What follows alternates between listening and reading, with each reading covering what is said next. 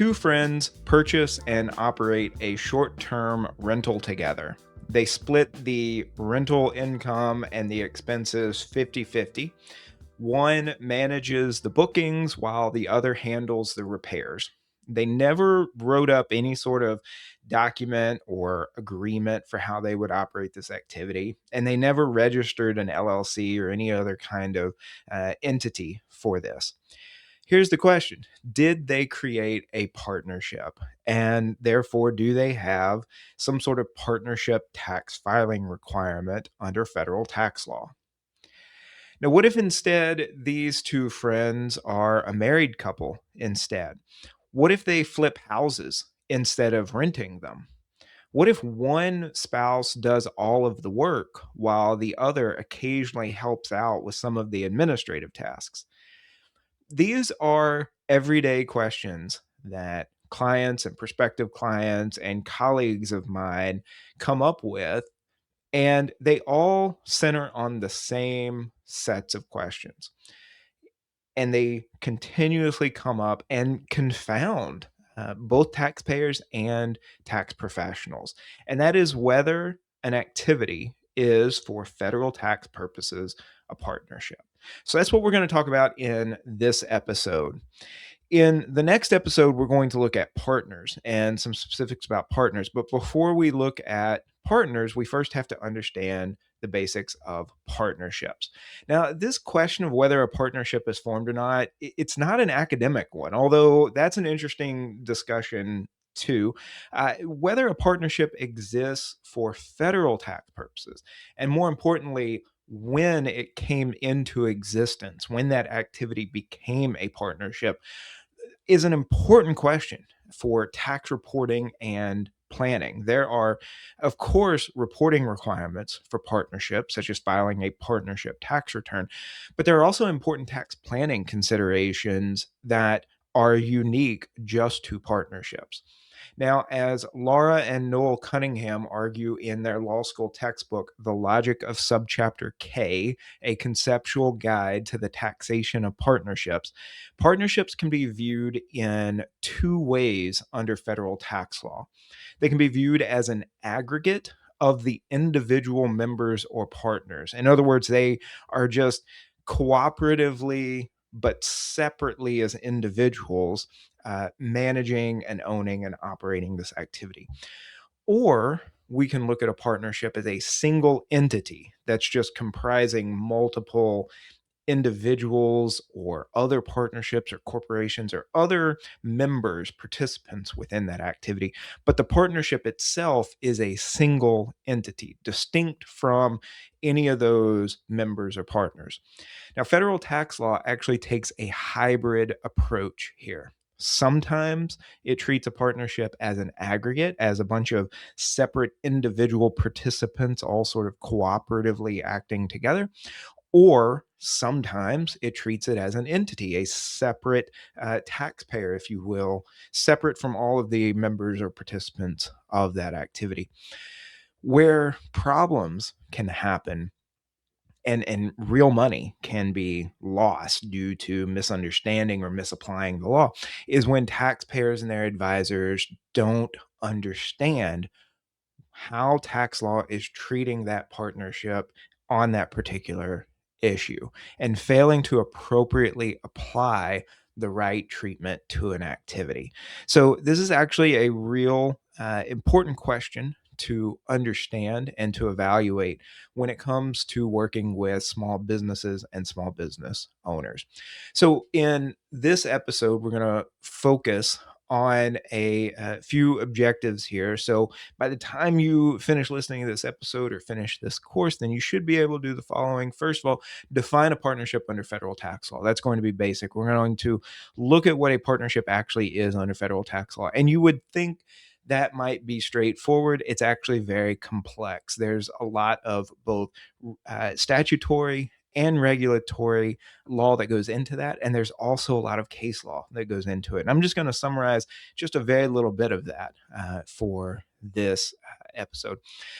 Second, explain how an activity can elect out of Subchapter K. Subchapter K is the portion of the Internal Revenue Code that deals with partnerships. And we'll talk about some ways that activities can actually avoid partnership treatment and instead opt for some sort of simpler tax treatment. We're also going to distinguish qualified joint ventures and LLCs co-owned by spouses. A lot of times in discussion, especially online, I see these two concepts conflated. We're going to talk about how they're different and why those differences matter.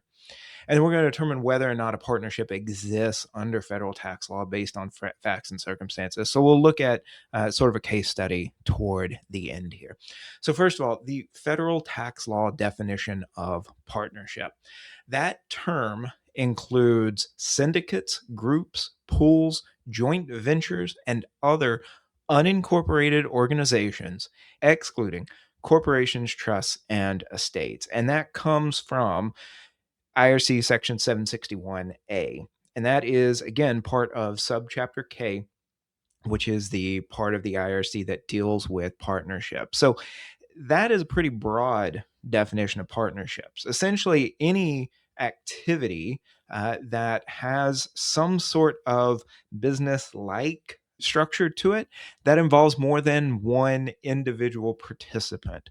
Now, there are some limitations on this. A joint undertaking merely to share expenses or mere co ownership, and these terms come from the associated regulations, does not create a separate entity for federal tax purposes. So there are two different places where we get the definition of a partnership. The first one, as I already mentioned, is in Section 761A. The second one is in Section 7701A2.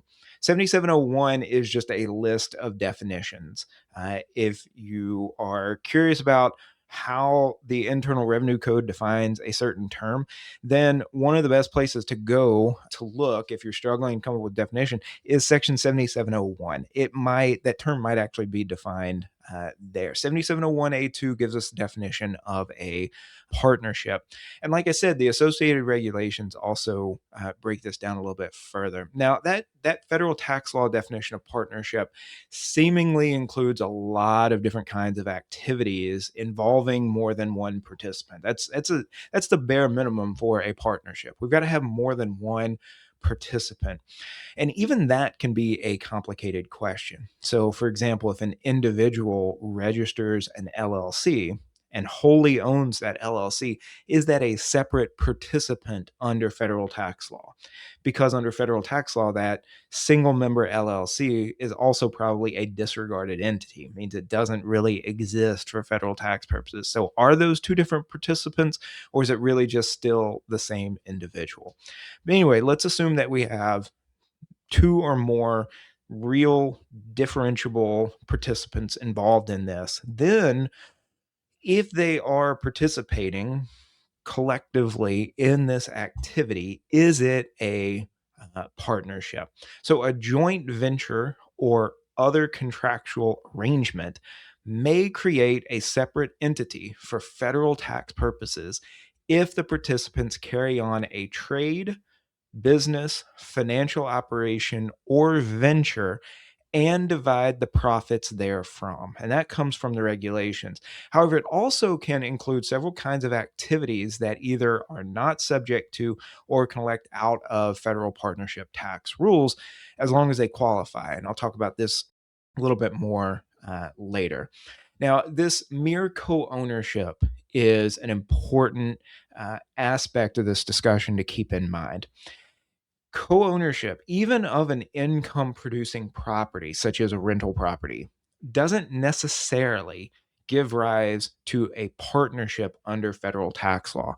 In other words, two unrelated parties or even two related individuals co-owning some activity, even if that activity is income generating, doesn't necessarily mean that a partnership has been created. So, for example, if two unrelated individuals purchase a single family home and rent that out, they divide the ownership, the income, the expenses, the managerial tasks evenly or according to some understanding between them.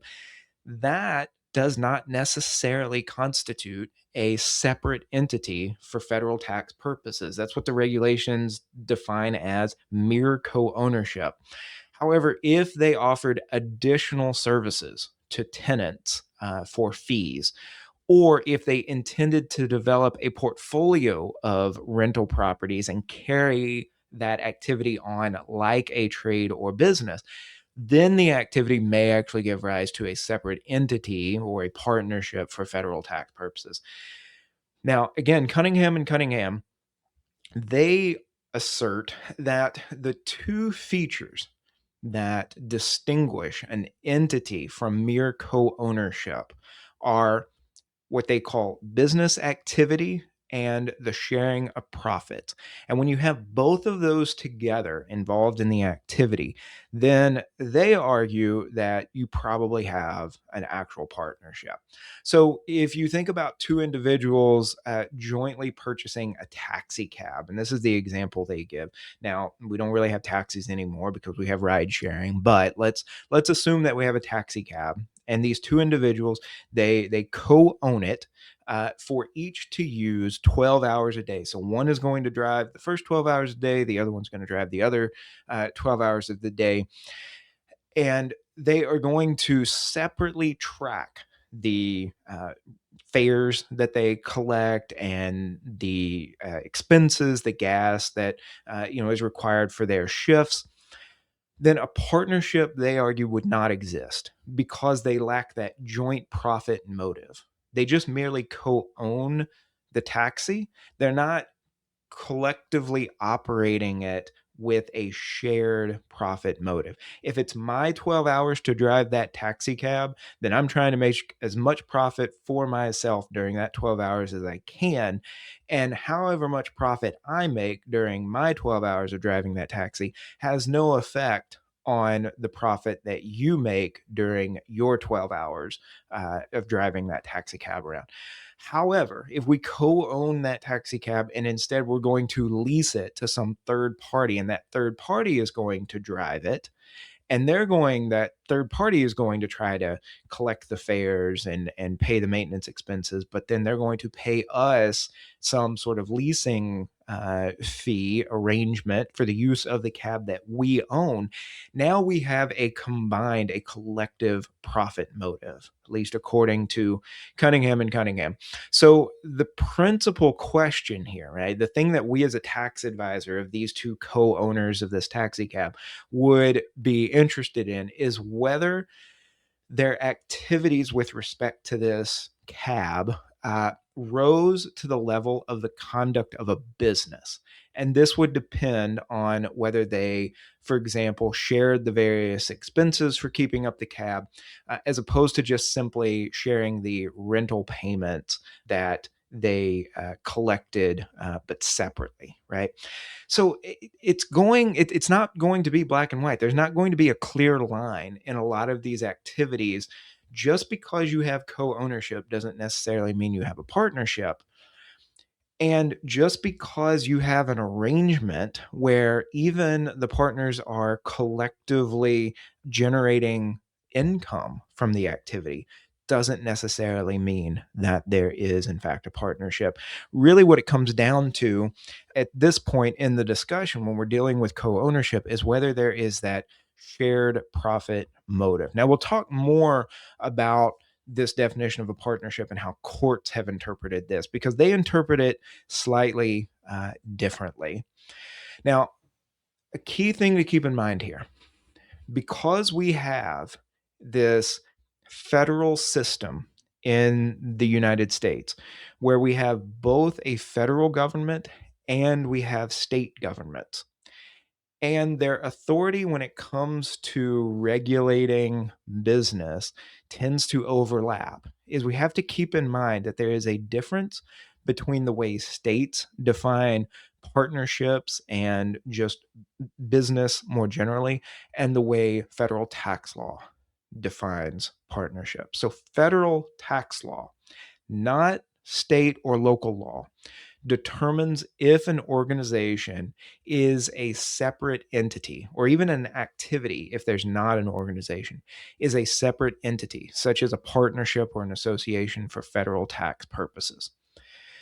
Now, according to Treasury regulations, a domestic eligible entity, here we're talking about something like a limited liability company that has been registered in a state within the United States with two or more members that has not filed an entity election, meaning it's not elected to be treated as a C corporation or S corporation, is treated as a partnership. This is where we get that general rule that a multi member LLC is, for federal tax purposes, a partnership, unless it elects to be something else. Now, a foreign eligible entity with two or more members, at least one of which does not have limited liability and that hasn't filed an entity election, is treated as a partnership. So if it is a domestic entity registered in one of the states within the United States, then all we need to know is that it has two or more members. If it is a foreign eligible entity, we need to look at whether any of those individuals does not have limited liability. If any individual in that arrangement does not have limited liability, then that is treated as a partnership under federal tax law. If they all have limited liability, then it's going to be treated generally as an association, as something that's not a partnership. That comes from Regulation Section 301, 7701, 1, and then 7701, 3. 7701 is where we get essentially the outline for that part of the regulation. 7701.3 is where we get much more detail about the definition of what the different kinds of business entities are. So those two rules about domestic eligible entities and foreign eligible entities, those come from section regulation section 301, 7701, 3B. So if you're not sure about an entity, especially if it's a foreign entity, be sure to reference that part as to whether it's going to be a partnership or something different. Now, just like federal tax law determines whether a partnership exists, it also determines when a partnership forms. And this is something that we usually don't ask about, but it's actually a critical question: is when does that activity actually start for federal tax purposes? Because that's going to determine when it has a filing requirement, right?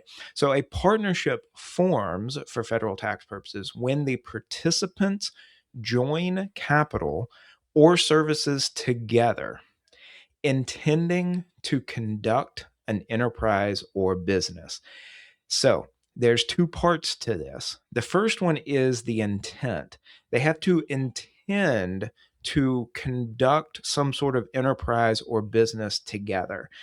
Now, it's said that you can't prove intent, and that's true. However, the courts have developed a series of criteria that they use in order to try to assess whether the participants actually had an intention of conducting some sort of enterprise or business together. And in general, that means that they're not just trying to evade federal tax. That ends up becoming the key in a lot of these cases, especially involving family partnerships. In the 40s and 50s and 60s, the courts had to deal with several important cases that became fundamental in establishing case law with respect to partnerships, where family members, close family members, such as parents and children or spouses, would create partnerships in order to create the kinds of tax outcomes that they were trying to essentially artificially generate. And so the courts had to look at whether a partnership genuinely existed or not. And in the case where the participants weren't actually trying to conduct some enterprise or business together, but instead were just trying to avoid tax, then the courts pretty much shot those down and said that a partnership doesn't really exist here. It didn't really form. Now, so that's the first part of the determination of when a partnership forms is whether that intention existed. The second part is when the participants join their capital or services or some combination of the two together. In other words, they have to put something into it. They can't just have plans to do this. It can't just be discussions. It can't even just be an agreement. There needs to be some actual contribution, something tangible, either in the form of money or property or real service to this collective activity, this partnership. Now, this holds regardless of whether a state law recognizes an entity or a partnership. So, in other words, for federal tax law, the partnership doesn't come into existence when an LLC is registered with the state, or even a limited partnership, an LP, is registered with the state.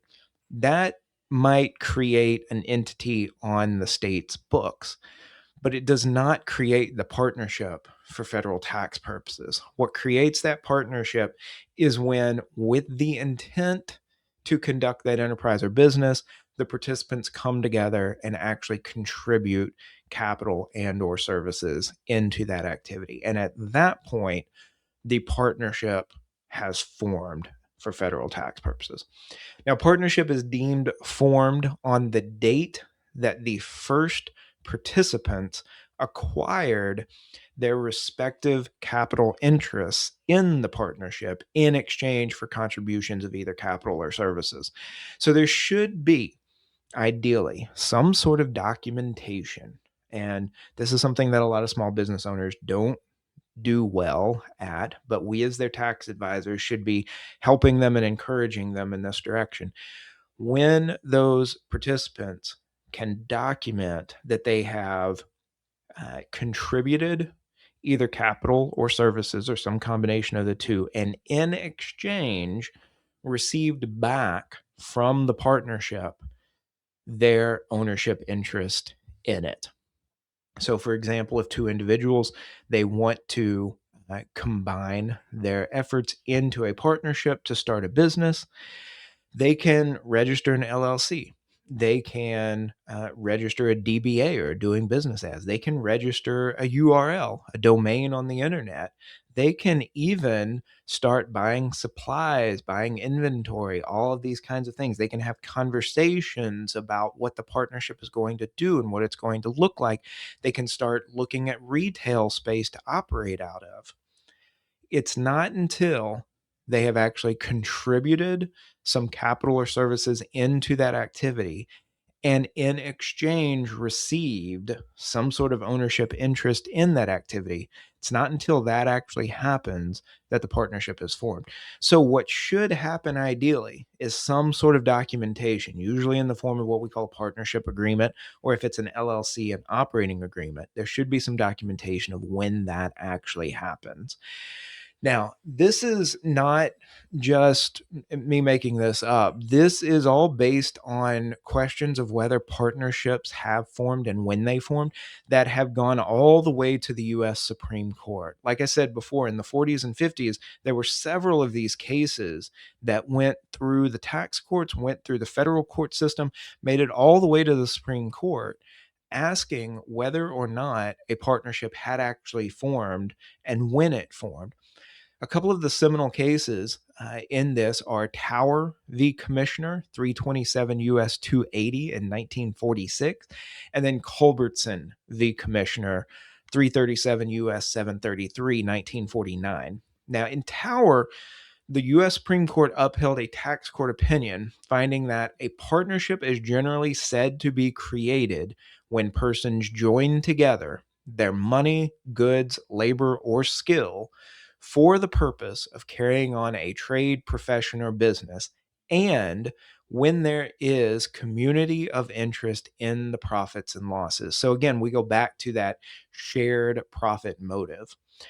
When the existence of an alleged partnership arrangement is challenged by outsiders, the question arises whether the partners really and truly intended to join together for the purpose of carrying on business and sharing in the profits or losses of both. And their intention in this respect is a question of fact.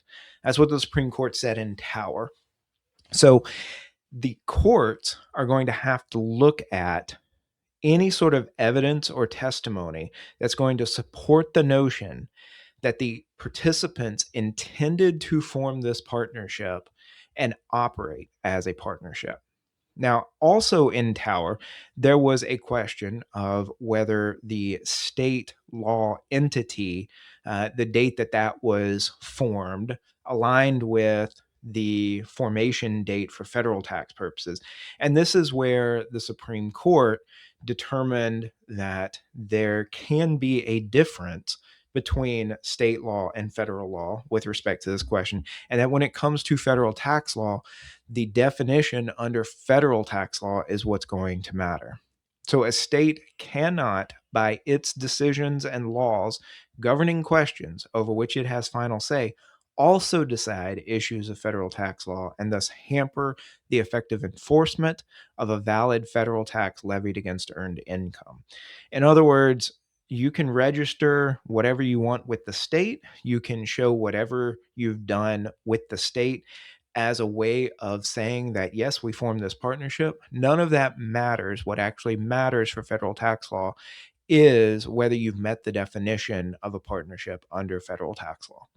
Now, in Culbertson, the Supreme Court clarified some of the interpretation of Tower. So, in the intervening couple of years, the tax court, as well as some of the appellate courts, took some of the things that the Supreme Court had said in Tower and kind of ran with them in a direction that the Supreme Court did not intend. So, the Supreme Court clarified some of its meaning in Tower in its opinion in Culbertson a few years later. The question is not whether the services or capital contributed by a partner are of sufficient importance to meet some objective standard supposedly established in that Tower case, but whether considering all the facts, the parties in good faith and acting with a business purpose intended to join together in the present conduct of the enterprise. In other words, by saying that the members had to come together and contribute some sort of capital and services, the courts took that opinion to mean that they had to put in some minimum amount. And that's not really what the Supreme Court meant. Rather, what they meant was that that sort of activity, that contributing capital or services, is one way of determining when that partnership has formed. But there are other facts as well that matter. And I skipped this list because I wanted to come back to it here. So here are the list of things that the courts are looking for coming out of this Culbertson decision. So first of all, the agreement. I mentioned earlier, there should ideally be a written agreement among the participants, the partners, the members, whatever. The conduct of the parties in execution of its provisions. Are they all cooperatively participating in this? Are there silent partners who are just putting in capital? Are there working partners who haven't contributed capital, but they're contributing services? Are there individuals kind of on the fringes that haven't really done much of anything, but for some reason they're included in the list of participants, even though they're not really participating in the activity? We need to look at each individual and determine whether that individual is actually part of this arrangement or not. Like I said, in the next episode, we're going to get more into what it means to be a partner, and Culbertson is actually going to come back up as an important case in that question as well. Their statements, the testimony of disinterested persons. In other words, would other people, would vendors, business associates, advisors, would they look at this activity and say, "Oh yeah, that seems like a partnership. It seems like it's multiple individuals that are collectively acting together," or would they describe it as something different?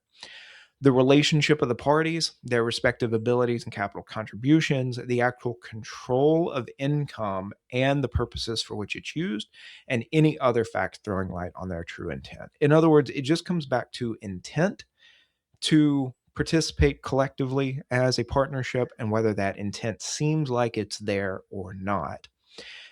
So, again, the intent to form a partnership along with actually forming one, right? So, there has to be both the intent to form that partnership and then at some point they've got to actually form it. That became the leading criteria in determining both whether and when a partnership formed. There are some other cases here. Hensel Phelps Construction Company v. Commissioner, 74 TC 939 in 1980. And then Luna v. Commissioner, 42 Tax Court 1067, 1964. Those are a couple of other seminal cases in this discussion. Now, evidence of intent to form a partnership that can include the partnership agreement, contributions made, control over the income and capital of the venture, and the right to make withdrawals, what we call partner distributions, whether the parties are co proprietors who share in net profits and who have an obligation to share losses. That comes from some of the court's language there. And then whether business is conducted in the joint names of the parties and is represented by a partnership. That list of criteria actually comes from the IRS's revenue ruling 8261. And that revenue ruling it can provide a bit of standard for us as well in determining whether an activity is a partnership or not. Sparks v. Commissioner, 87 Tax Court 1279, 1986, is another tax court case that helps us understand when a partnership has formed. So in this case, there were startup discussions, solicitations of contributions, negotiations with third parties, and even some expenses incurred. But what the tax court said was that none of that is the actual formation of the partnership. Rather, those things are all what the court called pre-operating activities, or we might call them, startup expenses or startup efforts, right? The partnership did not form until those members' capital interests had vested, until they had made the contributions and in exchange received some interest in the partnership. Everything else that happens up to that point, conversations among the participants, conversations with third parties, even expenses coming out that are paid by one of the lead participants. None of those things truly indicates the formation of a partnership. And Luna is an interesting case because an insurance agent attempted to categorize a lump sum payment from the insurance company for rights to receive renewal commissions after this agent was going to leave this company. Tried to report that lump sum payment as a capital gain rather than ordinary income. And the argument was that the payment was in exchange for an interest in some joint venture with the insurance company. And the court pretty much threw this logic out and said, no, the insurance agent is an employee. An employee and the employer, they are not in a joint venture. That is a separate kind of arrangement. That is not a joint venture. So there are some relationships that, even though there is a shared interest, that it's not, for federal tax purposes, going to qualify as a partnership. Luna also gives us some more criteria that are helpful and restate some of the criteria. So, none of these criteria that we've discussed so far are going to be individually conclusive of determining whether a partnership exists, but they do provide a helpful set of criteria for thinking through whether a partnership exists and, importantly, when it actually forms. Now, an activity can elect out of Subchapter K treatment. In other words, it can elect out of the rules of Subchapter K that provide the rules for partnerships in federal tax law. The members of an unincorporated organization, and this is key, it has to be an unincorporated organization, can elect out of Subchapter K if the members can adequately determine their incomes without the computation of partnership taxable income And they use the activity for investment purposes only, for the production, extraction, or use, but not sale of joint property, or by securities dealers for underwriting, selling, or distributing a particular issue of a security over a short period. Now, this comes from IRC section 761A, which back earlier that gave us the definition of a partnership in Subchapter K. So immediately we have a group of activities that are listed out as not being subject to Subchapter K treatment if they elect so. Now, Regulation Section 1.761.2 provides a lot more detail and some examples in the actual rules for making that election. And in fact, it even provides for either a complete or partial exclusion from Subchapter K. So it's possible for an activity to say that they only want to partially exclude themselves from some parts of Subchapter K and not others. Now, regardless of how it makes that election, it's irrevocable unless the commissioner provides explicit approval, meaning the IRS has to approve that revocation of the election out of Subchapter K treatment. Now, it's important to keep in mind that this is an election out of Subchapter K treatment. It is not an election out of any other aspects of the Internal Revenue Code. In Bryant v. Commissioner, 46 Tax Court 848, 1966, which was then affirmed by the Fifth Circuit, and in Coates v. Commissioner, 91 Tax Court 222, 1988, the tax court has held that all of the other aspects of the Internal Revenue Code still apply to that activity. In fact, a partnership remains a partnership for federal tax purposes. It's just electing out of Subchapter K rules. In Coates, for example, a member of an oil mining joint venture challenged an assessment of self-employment tax. Now, that comes from a whole different part of the Internal Revenue Code than Subchapter K, on income derived from the venture. The Coates here inherited the interest in this activity after her husband died. The written agreement between Coke's husband and now Coke's herself and the activity itself included specific language that each member elected out of Subchapter K treatment. So this was a complete election out of Subchapter K treatment.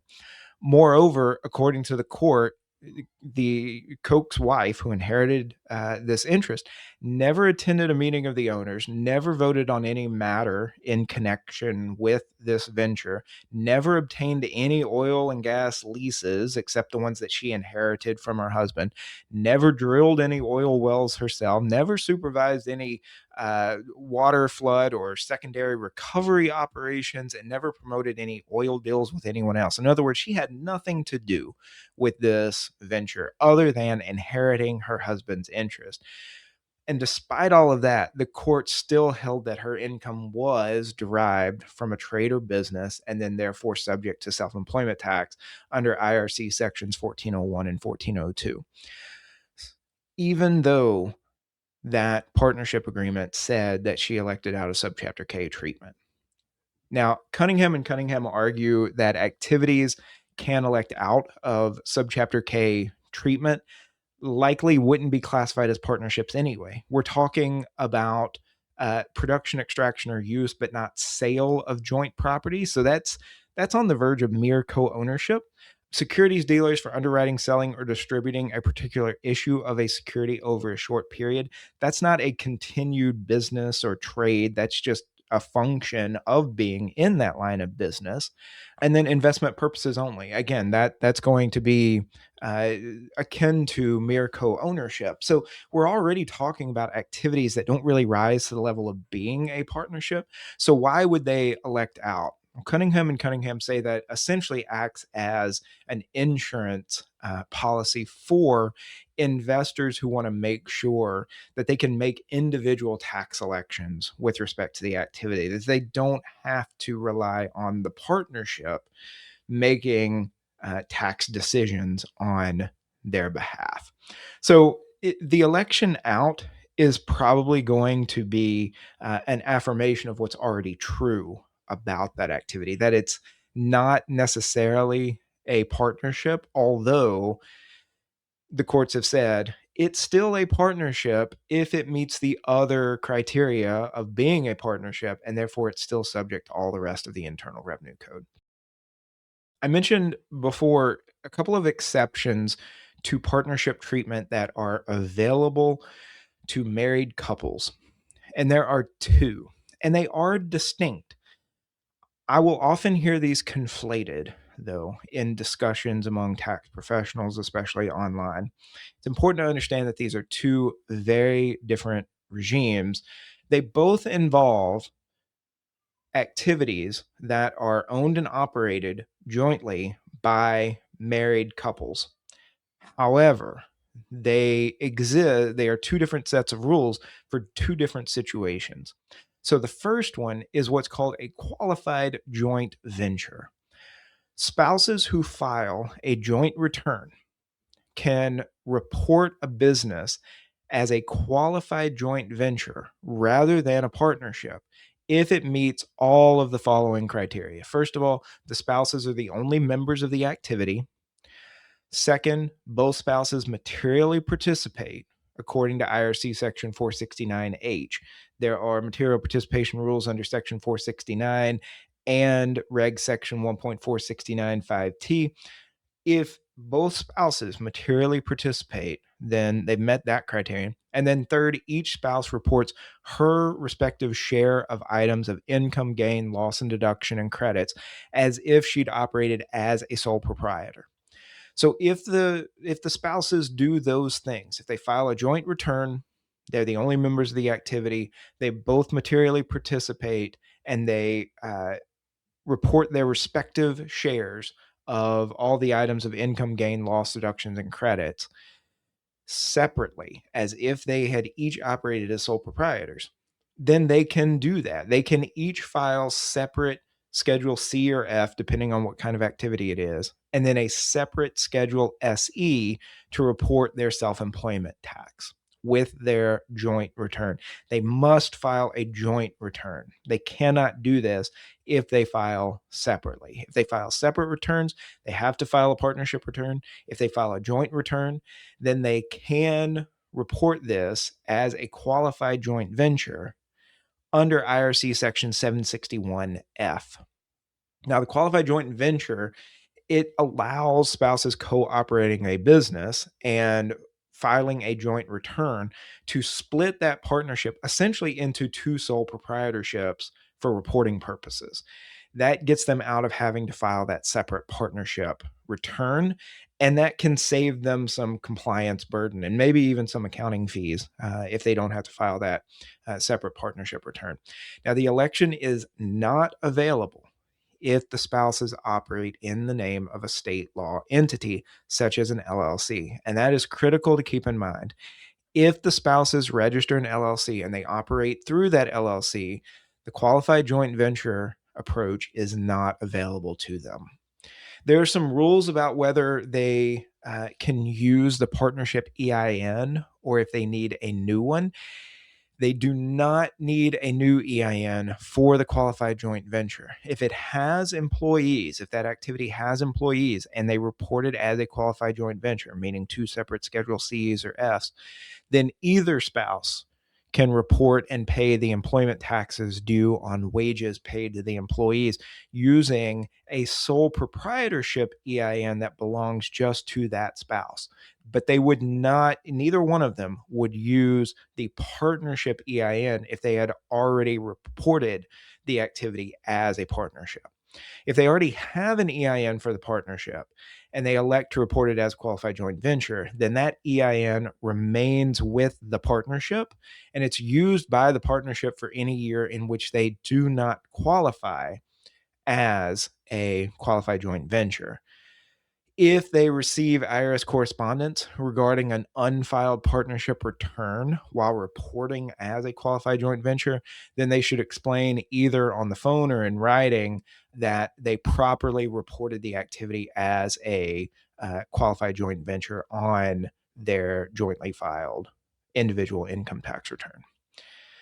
There are no separate reporting requirements to say that they made the election. There's no statement, there's no separate form. Rather, they just file the two separate schedules, C or F, and then the two separate schedules, SE, with their joint return.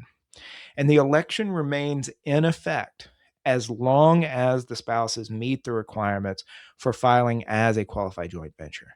They can request permission from the IRS to revoke the election, but they can only revoke the election with permission from the IRS. If they ever fail to meet the requirements for any given year of reporting as a qualified joint venture, then they must report the activity as a partnership until they make a new election to report as a qualified joint venture. Okay, that's the qualified joint venture piece. That's only available for spouses operating an unregistered activity.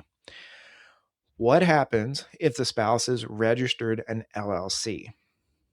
Generally, that is going to be a multi-member LLC, which is going to report itself as a partnership for federal tax purposes. However, Revenue Procedure 2002-69 provides an exception only for spousal LLCs in community property states.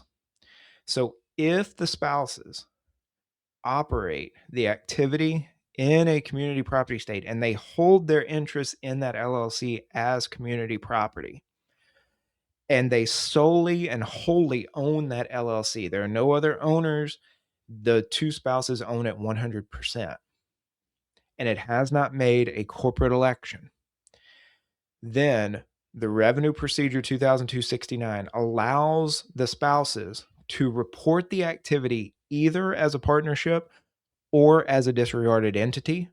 It's their choice, and they make that choice each and every tax year. And they can change that decision each and every tax year if they want. Probably shouldn't, but they could theoretically under this revenue procedure. So, in other words, if it's a spousal LLC and they own and operate it as community property in a community property state, then they can make that choice whichever way they want to go.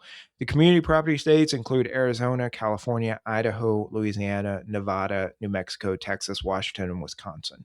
So if that LLC interest is held wholly and solely by two spouses in one of those states, they can make that choice. And it's not an election. There's no election to be made. There's no statement to be made. There's no form to file. It's a choice that doesn't have to be revoked. There's no request to make that election or to revoke that election because it's not an election. It is simply a choice. And the IRS will respect the spouse's choice with each year. This is going to be available to spouses with a state law entity that is not treated as a corporation in a community property state. So note, there is a state law entity here. That means that qualified joint venture election under IRC section 761F is not available in these cases. So that is an entirely separate regime available to spouses with an operating activity that is not in a registered state law entity. So these are two distinct concepts: qualified joint ventures under IRC section 761F and spousal LLCs in community property states under Revenue Procedure 2002-69. They both have a similar effect, but they are separate regimes that apply to separate situations. So don't conflate them, don't get them confused. Let's look at, let's bring all of this together into a sort of framework for determining whether a partnership, exists. There's been a lot of different criteria and sources of authority and some exceptions here.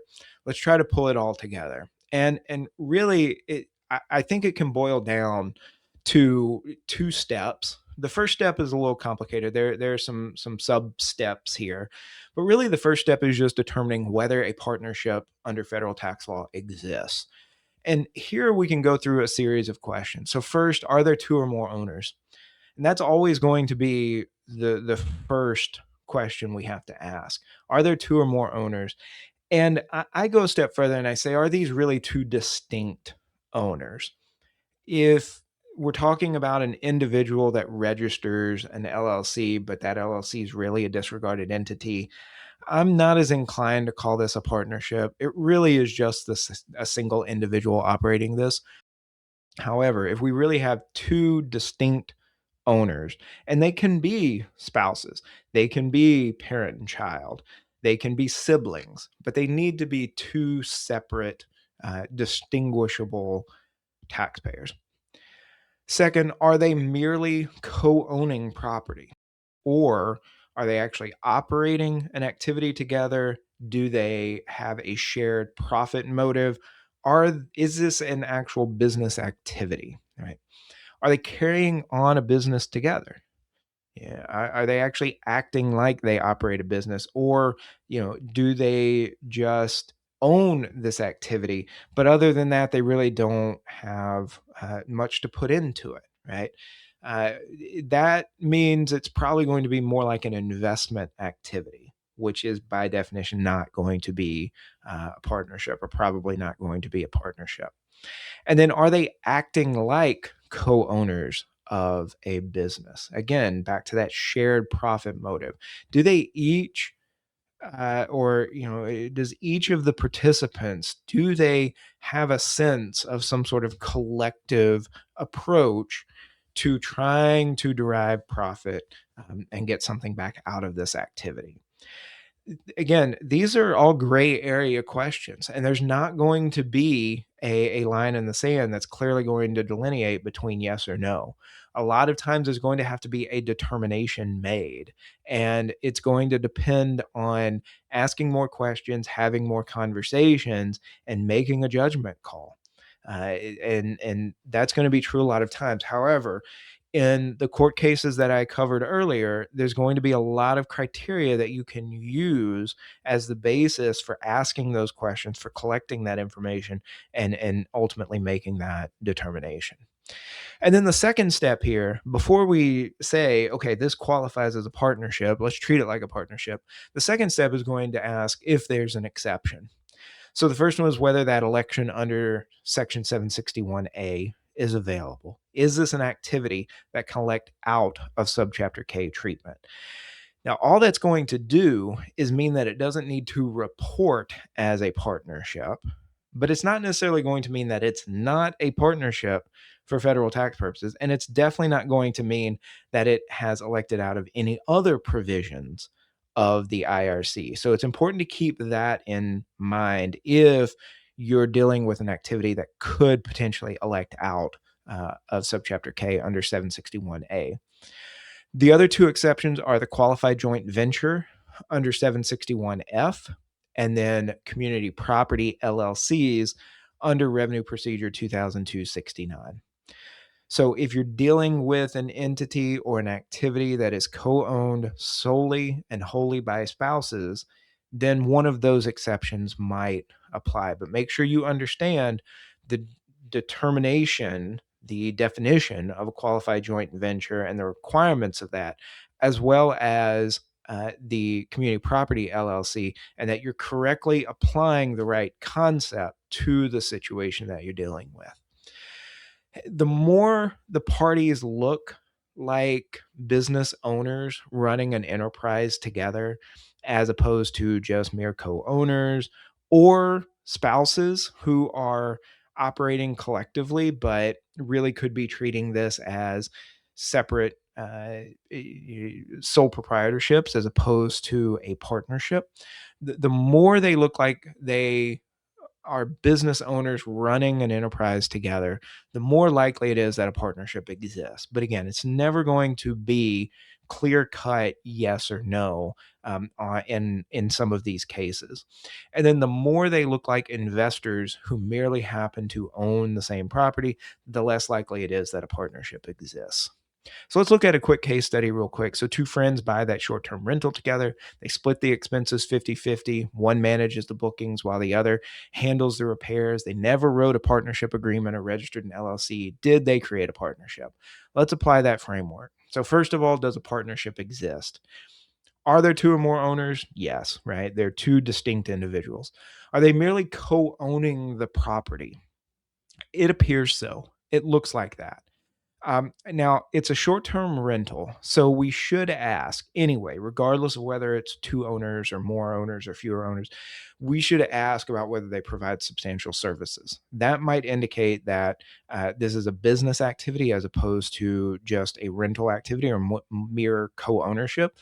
If they do, it's likely a business and therefore a partnership. But again, even that's not going to be determinative.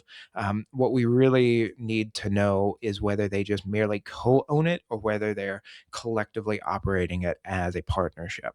Now, are they carrying it on as a business together? Probably not. A single rental is probably just going to be mere co-ownership. They're splitting expenses. They don't really have a shared profit motive. They are just merely co-owning this. So are they acting like co-owners of a business? No, not likely, right? They're just merely co-owning this investment activity together. And then, that pretty much leads us to say that no, the partnership probably doesn't exist here for federal tax purposes. But even if one did, is there an exception? Could they elect out under Section 761A? Perhaps, as long as they merely co-own the property. Maybe they make that election to make it clear, to give themselves that insurance that Cunningham and Cunningham talk about. They're not married. And so qualified joint venture under Section 761F or community property LLC under Rep Proc 2002-69, those aren't relevant. But if it were a married couple, possibly, if we determined that it likely was a partnership under federal tax law, but they were a married couple, they haven't registered an LLC, so we could call this qualified joint venture under Section 761F if this were more of a business activity, for example. Okay, couple of takeaways here. One, the more the parties look like business owners running an enterprise together, the more likely it is that a partnership exists. So that's what we really need to be focusing on. If they look like investors who just merely happen to own the same property, they just co own it, then it's likely that it's not a partnership. And then, second, shared property doesn't necessarily create a partnership. But if they're sharing a business activity, then they probably have formed a partnership. You're going to have to make some tough calls, make some determinations here, but do so after asking lots of questions, having conversations with the participants. Now, if you found value in this episode, please let me know by liking and leaving a comment in your podcast application of choice or on YouTube, of course, subscribing. And for the next episode, like I said, we're going to look at partners and what the definitions of partners are and the different kinds of partners we can have under federal tax law. And a very important question lately is whether some of those partners are subject to self-employment tax or not. Thanks for listening.